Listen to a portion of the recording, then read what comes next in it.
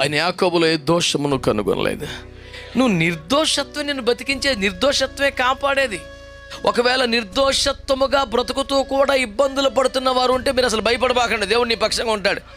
తీసుకెళ్ళి సింహాల బొనలో పడేశారు ఎవరినే, పడైతే తెల్లారిపడికి వచ్చి దుఃఖస్వరం పెట్టుకొని జీవము గల దేవుని సేవకమైన దానియేలు నిత్యము నువ్వు సేవిస్తున్న దేవుని రక్షింపగలిగిన అంటే ఇంకా బతికమ్మ తీవే బాబు భయవేసేస్తుంది అన్నాడా?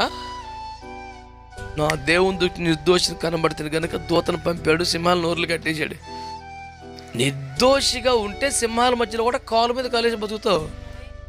ఏదో నీకే తెలుసుకో, లేకపోతే తేడాలు పడున్నాయి కాబట్టి ఓ టెన్షన్ పడిపోతున్నావు. మరి మ్యాటర్ అది. బాగా ప్రిపేర్ అయినడికి, బాగా రైటర్కి సిద్ధపడినోడికి పేపర్ కొంచెం టఫ్గా వచ్చినా టెన్షన్ ఏమి ఉండదు. మనం 35 మార్కులు చదువుకొని వెళ్ళిన బ్యాచ్ కాబట్టి అది పేపర్ మామూలుగా వచ్చినా సరే నీకు టెన్షన్ జనం వచ్చేస్తుంటుంది. ఏసీ రూమ్లో కూర్చోబెట్టి చెవట్లెట్టయితే సిద్ధపడలేదు, తేడా ఉంది.